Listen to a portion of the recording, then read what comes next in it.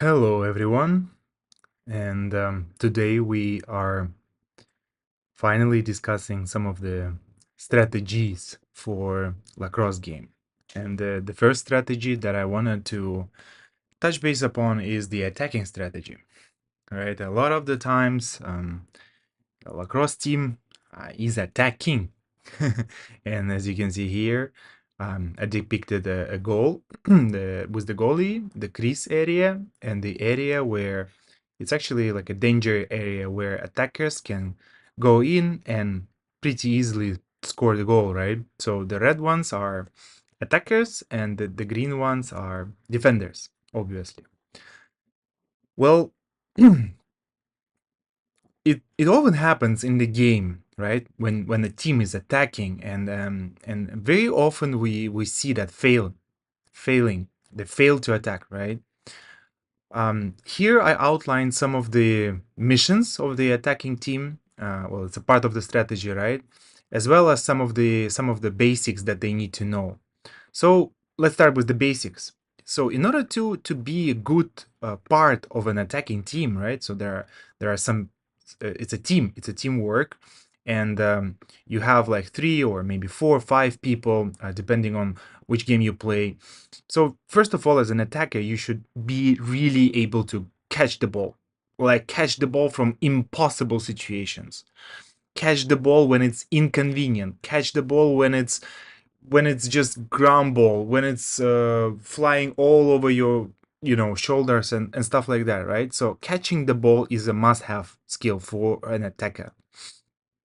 Now, of course, passing the ball comes along, right? Because as an attacker, you will just move the ball around the field so that you can pass it to the right person who is in the danger zone, right? Who was able to cut through the defense and go to the danger zone to actually score. Second skill is cradling well. And it's not only about just cradling, it's about cradling so well that you can dodge, right? Because dodging and cradling are highly dependent on each other, right? If you cannot cradle, if you cannot keep the ball in the stick, in the net, while you're dodging, your dodges are useless, right? So you might be good dodger, but without the cradling, without being able to keep the ball in the stick, it's just not gonna work. Now the third point is shooting actually. So when you dodge and when it happens that you're one on one with the goalie, right? You need to be able to precisely shoot. So that's why you need to train shooting. And of course, one of the other important skill is actually cutting.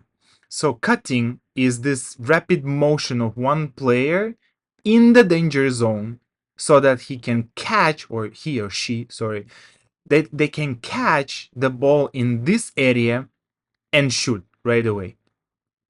And if they are not able to catch, they just move on. They just move on to the other side or to like a pointer area somewhere behind the goal. So they just run through the defense, passing the danger zone. If able to catch, shoot. If not able to catch, continue running through. Right? So this is cutting. So the mission number one for the attacking team is to get the defenders out of this central area, which means that usually when there is an attacking team like this, defenders, no matter whether they are playing zonal or playing man to man, they will usually try to stick to this area to basically better protect the goal, right? Because attackers cannot shoot through people, and it's very, well, I would say not recommended, right? Because there are so many people, most probably the ball would never reach its destination, which is the goal. So the attacking team should coordinate each other's activities so that you do not have people inside this danger zone or central area, right?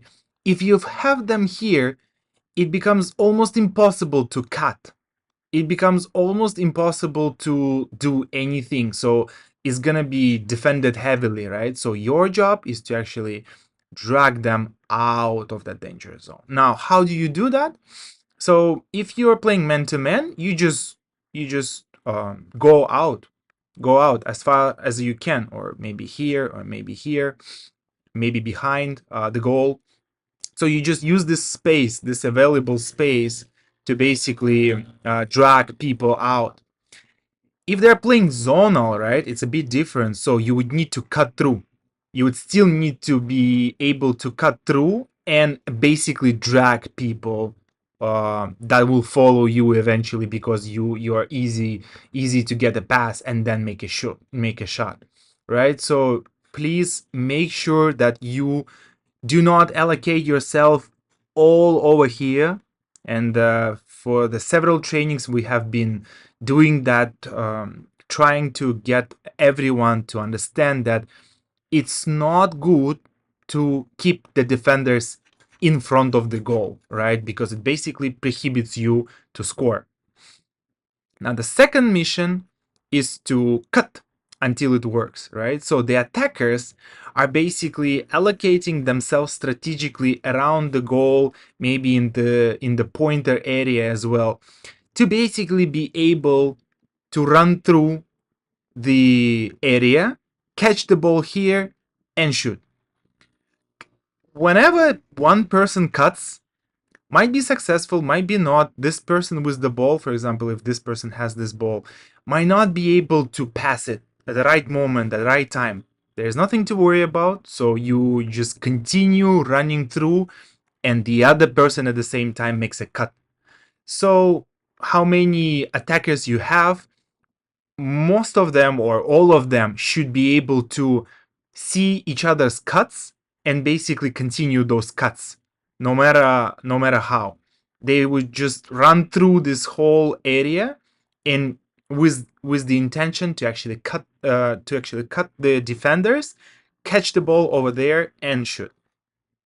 Right. Mission number three is mission number three is to try to attach a few developers to you, because basically that one person becomes completely free to cut or to just go in and shoot, right? This works especially good if you have like zonal defenders or defenders that are just cannot get the ball out of you, because the person with the ball, as you remember, is the most dangerous person in the game, right?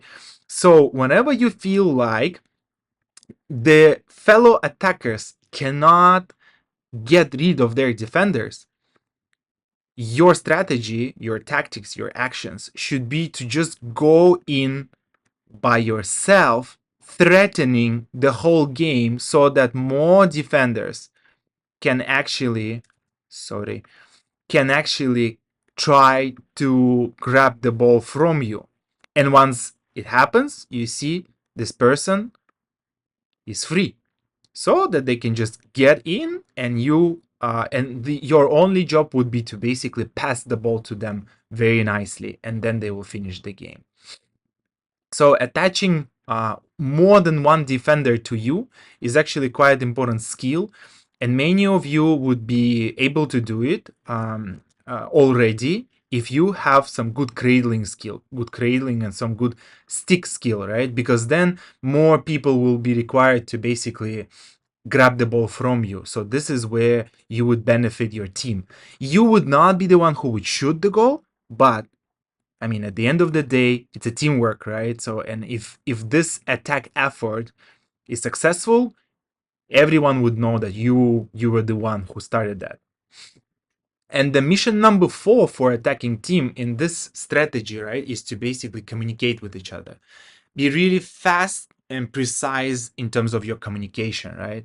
Things like shouting cut, things like shouting here, things like shouting ball, things like shouting, I got you when the help is needed, is very essential to allow your fellow attackers to understand where you are, where they should pass to, and how to basically allocate themselves around the goal. Now there are some drills that you can do to improve your like participation in the attack, right? The first one is the most important one. This is wall balling. You have to understand how to pass, how to catch, how to shoot. This is all trained with wall balling. And with wall balling, you can actually mimic almost impossible balls to catch, right? This is very important. The second drill is cradling. This is a very basic stuff. Third drill is you can run through the trees. You can actually go to any park with trees and try running through all of them, because that will help you train dodging. And the drill that we often do when we have the training session is catching over the shoulder. Because one thing is when, for example, you as an attacker pass from the pointer area to the one who is cutting like this or cutting from this side, so that they see you and they can just catch the ball face front. But the other one is, for example, when you are behind them and they would be running here like this, and this person has to pass the ball to them, right? So it's the whole another skill. But since we train this skill, it's also possible to use it in the attack. I hope this was useful. Of course, this is a very basic strategy. Attack team should understand that defenders are also not the ones who just easily let go, right? But if you can puzzle the defenders and if you can successfully cut through, this increases your chances of getting this ball in the goal like many times. If you have any questions, please feel free to ask them in the chat, and let's just try playing this strategy whenever we can on the trainings themselves.